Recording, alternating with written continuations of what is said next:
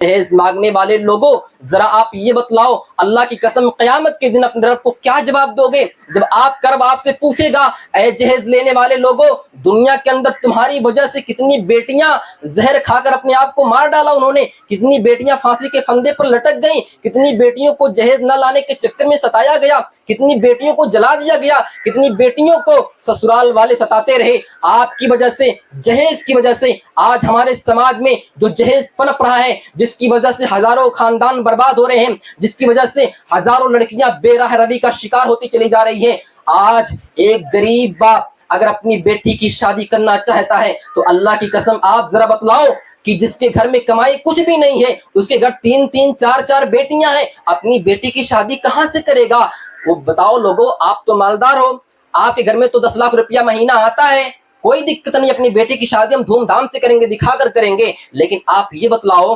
آپ کے سماج میں ایک گھر ایسا بھی ہے جو غریب ہے، اس کا باپ بیچارہ مزدوری کرتا ہے، دن کا 500 روپیہ کماتا ہے، وہ بھی خرچ ہو جاتا ہے گھر میں سبزی میں چاول میں،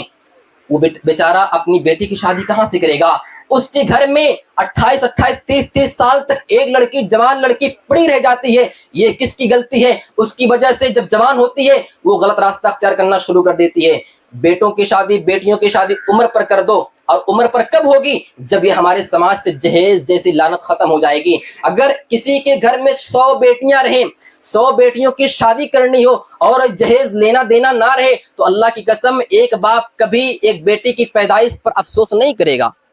کوئی افسوس نہیں کرے گا۔ وہ تو کہے گا بھائی ہمیں جہیز دینا تو ہے ہی نہیں، چاہے 1000 بیٹیاں ہوں، اور بیٹیوں کا آنا گھر میں یہ تو ایک نعمت ہے، یہ تو ایک برکت کا سبب ہے، ہمارے گھر میں جتنی بیٹیاں آ جائیں یہ اللہ کا لاکھ لاکھ فضل ہے۔ لیکن آج جہیز ہی کی وجہ سے آج کوئی نہیں چاہتا کہ ہمارے گھر میں بیٹی کا جنم ہو۔ میرے بھائیوں، آج ہم نے وہی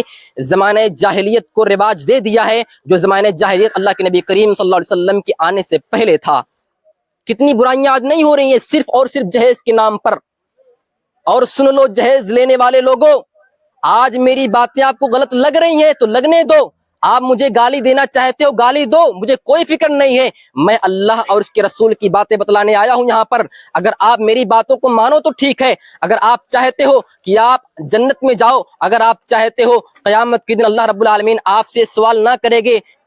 کہ آپ نے دنیا کے اندر جہیز لیا اور آپ کے جہیز لینے کی وجہ سے ہزاروں بیٹیاں ستائی گئیں، آپ نے جہیز کو ختم نہیں کیا، آپ نے کیا کیا؟ میرے بھائیوں آج آؤ، میں آپ کو ایک دعوت دینا چاہتا ہوں، اللہ کی قسم اگر اپنے سماج کو، اپنی سوسائٹی کو بہتر بنانا چاہتے ہو، اگر آپ چاہتے ہو کہ ہمارے سماج سے برائیاں ختم ہو، اگر آپ چاہتے ہو کہ ہمارے گھروں کے ماحول درست ہوں، ہمارے گھروں میں امن و سکون قائم ہو، ہمارے گھروں کی بیٹیاں آرام سے رہیں، وہ غلط راستہ اختیار نہ کریں، تو پھر اپنے گھروں سے، اپنے سماج سے، اپنی سوسائٹی سے، اپنی زندگی سے جہیز کو ختم کر دو۔ اور آج کے زمانے کے اندر میں آپ سے یہ بھی کہنا چاہتا ہوں، میرا ایک دل کے اندر یہ درد ہے، میرا یہ پیغام ہے اور میری یہ دعوت بھی ہے، آپ نے سنا بھی ہوگا، دیکھا بھی ہوگا، اور میں جانتا ہوں کہ انشاءاللہ میری باتیں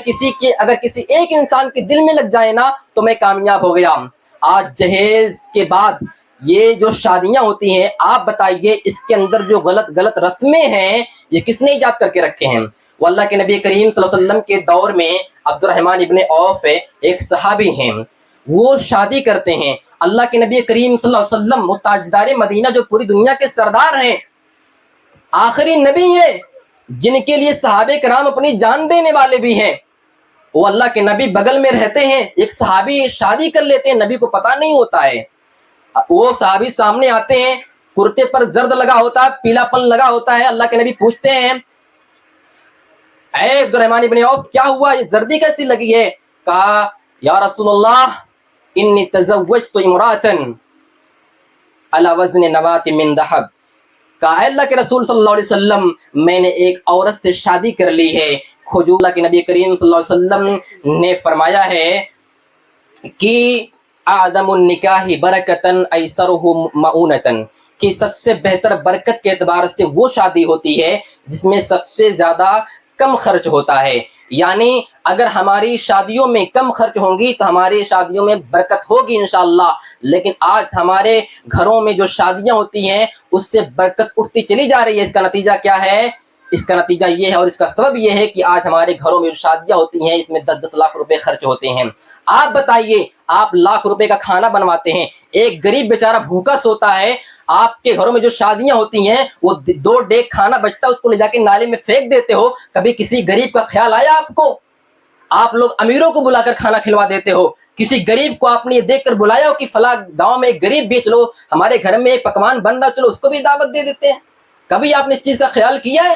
ان ساری چیزوں کے بارے میں اللہ رب العالمین قیامت کے دن سوال کرے گا میرے بھائیوں، اتنا یاد رکھنا۔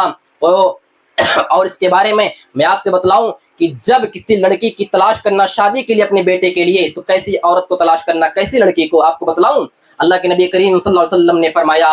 کہ اذا صلت المرأة خمسها وصامت شهرها وحسنت فرجها وأطاعت زوجها قیل لها ادخل الجنة من ای ابواب الجنة شئت۔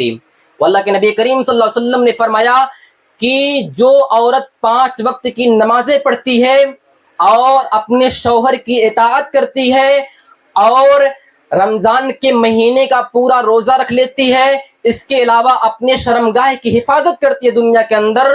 اور یہ مکمل کام پوری زندگی کرتی ہے، تو قیامت کے دن اللہ رب العالمین اس سے کہے گا یا اس سے کہا جائے گا کہ تو جنت کے جس دروازے سے داخل ہونا چاہے داخل ہو جا۔ بتائیے، ایسی عورت سے شادی کیجیے، آپ ایسی عورت کے گھر جائیے، آپ نکاح نامہ لے کر، نکاح کا پیغام لے کر میرے بھائیوں۔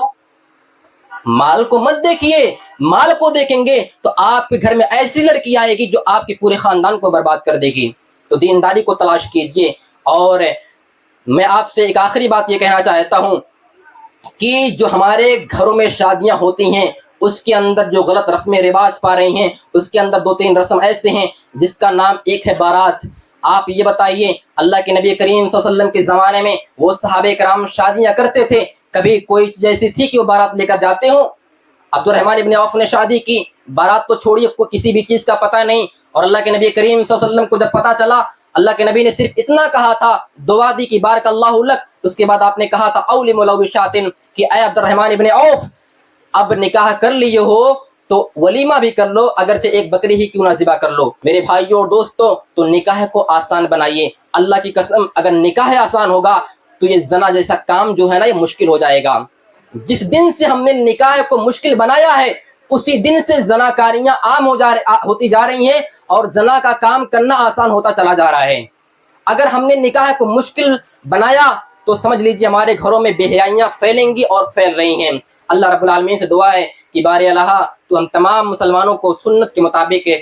نکاح کرنے کی توفیق عطا فرما۔ آمین، تقبل یا رب العالمین۔